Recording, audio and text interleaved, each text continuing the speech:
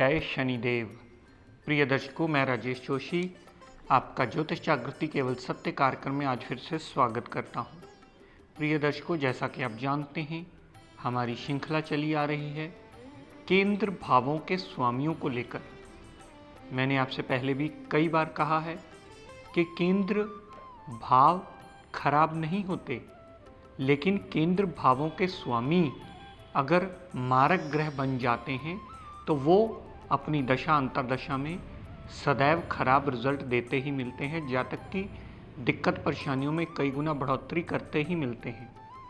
कल तक हमने बात की थी सिंह लगन की कुंडली के बारे में, जिसमें सप्तम भाव के स्वामी ग्रह शनिदेव बने, जो कि कुंडली के एक मारक ग्रह बने थे, जिसकी वजह से सिंह लगन वालों को शनिदेव का रत्न नीलम धारण करना सदैव वर्जित माना जाता है।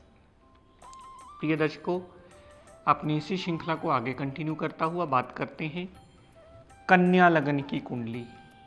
कन्या लगन की ये इसलिए बनी क्योंकि लगन में ही 6 नंबर लिखा है। 6 नंबर कन्या राशि मानी जाती है, जिसके स्वामी ग्रह बुध देवता माने जाते हैं। बुध देवता में और बृहस्पति देवता में आपस में एक सम का रिलेशन है। प्रिय दर्शकों, ये मैंने बात आपको मिथुन लगन की कुंडली को समझाते वक्त भी करी थी कि ये बात हमेशा दिमाग में रखिए कि बहुत सारे लोग इस गलत फहमी में रहते हैं। वो जब भी विवेचन करते हैं इस बात का हमेशा गलत विवेचन करते हैं कि बुध देवता और बृहस्पति देवता आपस में अति शत्रु हैं, जबकि बुध देव अगर बुद्धि के कारक हैं तो बृहस्पति देव ज्ञान के कारक माने जाते हैं। ये दोनों एक दूसरे के बिना अधूरे माने जाते हैं, एक दूसरे को पूर्ण करने वाले ये ग्रह हैं। बिल्कुल उसी तरह समझ लीजिए कि जैसे शुक्र देवता और मंगल देवता, शुक्राचार्य दानव गुरु हैं,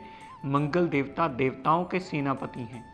लेकिन प्रिय दर्शकों, आपस में चाहे ये एक दूसरे के एंटी पार्टी माने जाते हैं, लेकिन ये एक दूसरे के पूरक ग्रह हैं, क्योंकि मंगल देवता फिजिकल बॉडी है तो शुक्र देवता सेक्स सिस्टम है। अगर मंगल देवता फिजिकल बॉडी ही नहीं होगी तो उसमें शुक्र देव का सेक्स सिस्टम होने की संभावना ही नहीं होती। बिल्कुल उसी तरह बुध देवता और बृहस्पति देवता भी आपस में दोनों एक दूसरे के पूरक ग्रह माने जाते हैं। तो प्रिय दर्शकों, इस लगन कुंडली में लग्नेश बुध देवता है, क्योंकि ये विर्गो लगन की कुंडली है। विर्गो लगन के स्वामी राशि के बुध देव माने जाते हैं।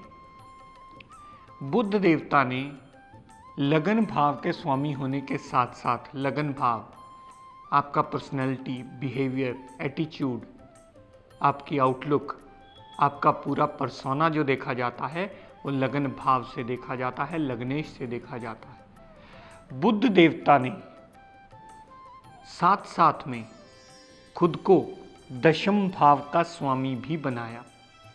दशम भाव आपका कामकाज, राज दरबार, बॉस, आपके कर्म, आपका प्रोफेशन, आपका एक्शन, आपका लाइफस्टाइल, इन सब चीज़ों का माना जाता है। दर्शकों, बुध देवता ने डिपार्टमेंट का डिस्ट्रीब्यूशन करते हुए बृहस्पति देवता से सम का रिलेशन रखा। और बृहस्पति देव को क्या दिया? बुध देवता ने बृहस्पति देव को चौथे भाव का स्वामी बनाया। चौथा भाव माता, गाड़ी, भूमि, वाहन, मकान, आपकी हाउस ऑफ लग्जरीज का माना जाता है। अब मैं आपको ये रोज़ डिफाइन करता हूँ, आपको अच्छी तरह पक जाता है, ताकि आप कभी भी विवेचन करते समय गलती ना करें। ये अगर पूरा पका हुआ होगा, आपके दिमाग में ये पूरी तरह बात बैठी होगी। चौथे भाव से आप सारी सुख सुविधाओं का विवेचन करते हैं। अगर आप इसे हमेशा जहन में रखेंगे तो कभी भी कुंडली का विवेचन करते समय गलती नहीं करेंगे। प्रिय दर्शकों, बृहस्पति देवता को चौथे भाव के स्वामी के साथ साथ बुध देवता ने दिया सप्तम भाव। सप्तम भाव आपके डेली वेजेस, पार्टनरशिप और दाम्पत्य सुख का भाव। प्रिय दर्शकों, बुध देवता तो लग्नेश और दशमेश हैं और इस लगन कुंडली के सबसे योग कारक ग्रह हैं। जब तक उनकी प्लेसमेंट किसी अच्छे भाव में विराजमान होगी, तब तक वो अपनी जन्म लगन कुंडली में हमेशा अच्छे भाव में विराजमान होकर के अपनी डिग्री वाइज क्षमता के मुताबिक आपको अच्छे फल ही देते मिलेंगे। लेकिन प्रिय दर्शकों, कन्या लगन की इस कुंडली में बृहस्पति देवता अगर अच्छे भावों में स्थित होंगे तभी वो अच्छा फल देने में सक्षम होंगे।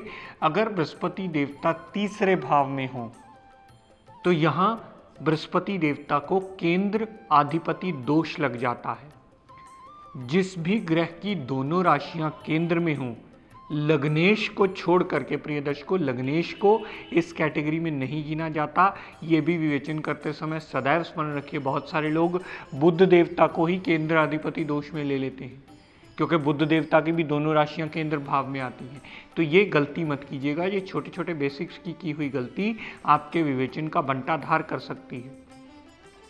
लगन भाव के स्वामी के अलावा अगर किसी भी ग्रह की दोनों राशियां केंद्र भाव में आएंगी तभी उन्हें केंद्राधिपति दोष लगेगा और वो अपनी दशा अंतरदशा में अच्छा या बुरा फल देने में सक्षम होंगी।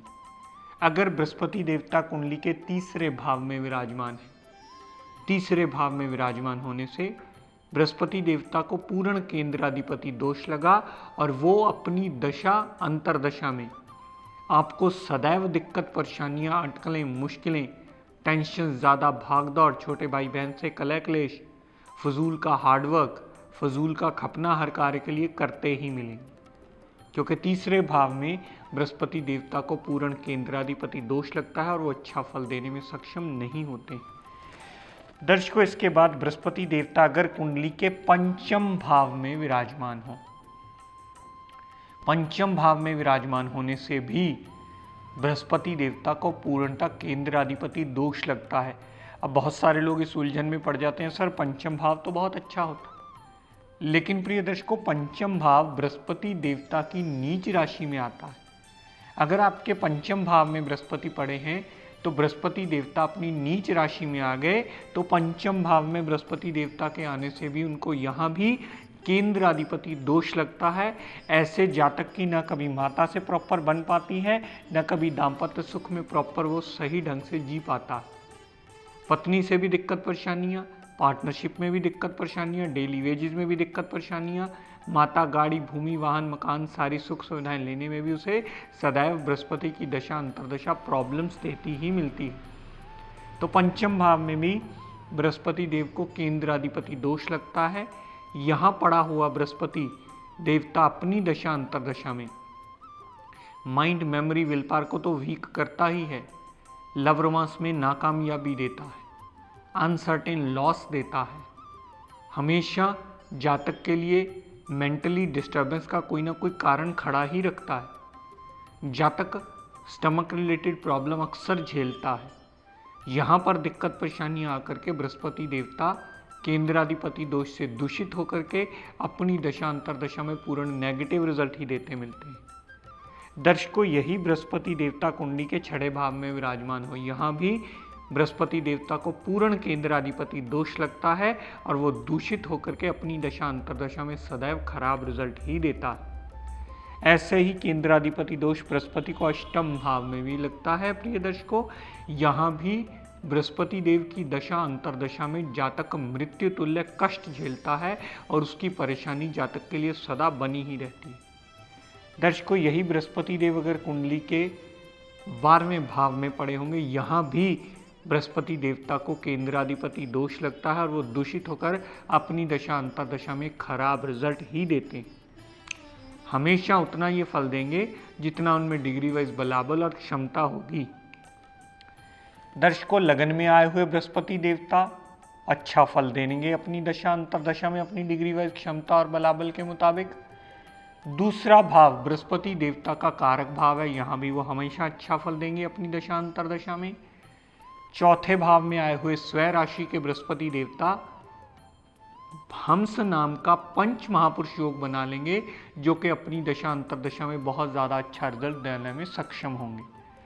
दर्शकों, यही बृहस्पति देव कुंडली के सप्तम भाव में विराजमान हो उन साइन के, यहाँ भी बृहस्पति देवता हंस नाम का पंच महापुरुष योग बना करके जातक के लिए अपनी दशा अंतरदशा में सदैव अच्छा फल देने में सक्षम होंगे। दर्शकों, यही बृहस्पति देवता कुंडली के नवम भाव में विराजमान हो, जातक धर्म को मानने वाला होता है, पिता की केयर करने वाला होता है, जातक विदेश यात्रा करने वाला होता है, विदेश धार्मिक यात्रा करने वाला होता है, जातक परमात्मा पर पूर्ण आस्था रखने वाला होता है। दर्शकों, यही बृहस्पति देव कुंडली के दशम भाव में विराजमान हो।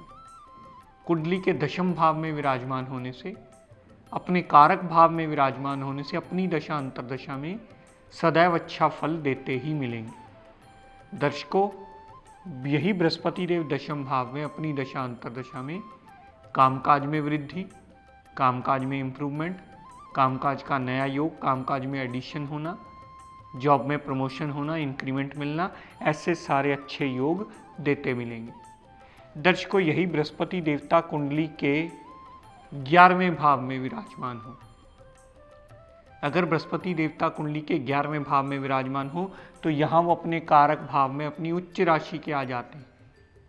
हमेशा अपनी डिग्री वाइज बलाबल और क्षमता के मुताबिक अपनी दशा अंतर्दशा में आपको शुभ फल ही देते मिलेंगे।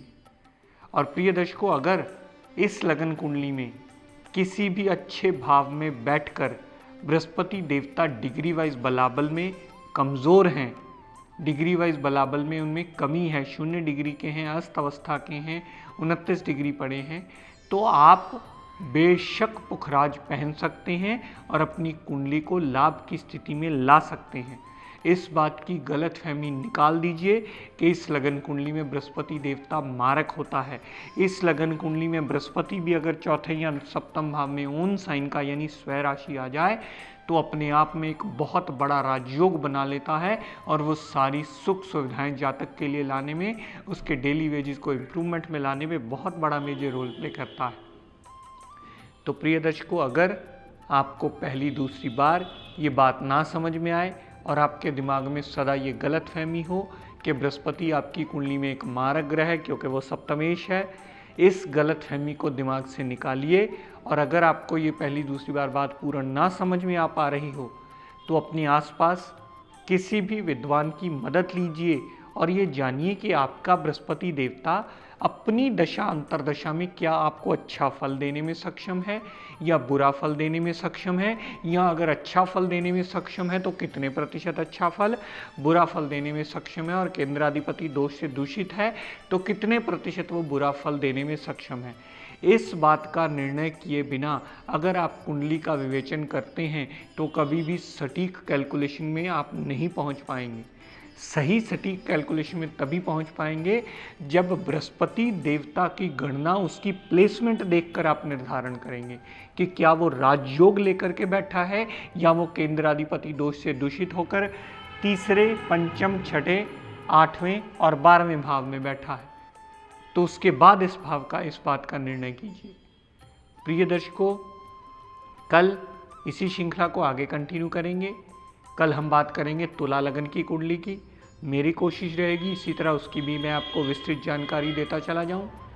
आज प्रिय दर्शकों, अपनी वाणी को यही विराम देता हुआ हम सब के लिए हमारे न्याय के देवता शनिदेव से ये मंगल कामना करता हुआ ये प्रार्थना करता हूँ कि हे शनिदेव हम सब पर अपनी कृपा दृष्टि, दया दृष्टि सदैव बनाए रखें। जय शनिदेव। मैं राजेश जोशी आप सभी दर्शकों को अपनी तरफ से, अपने सारे ग्रुप जोशी एस्ट्रो ज्ञान गंगा ग्रुप की तरफ से बहुत सारी शुभकामनाएं देता हूं और ये प्रार्थना करता हूं और मेरी कोशिश भी रहेगी कि आपको इस मंच के माध्यम से इस विद्या की सही जानकारी ऐसे ही देता चला जाऊं और आप इसे सीखकर लाभान्वित हो पाएं और वहमों भरमों से निकल पाएं।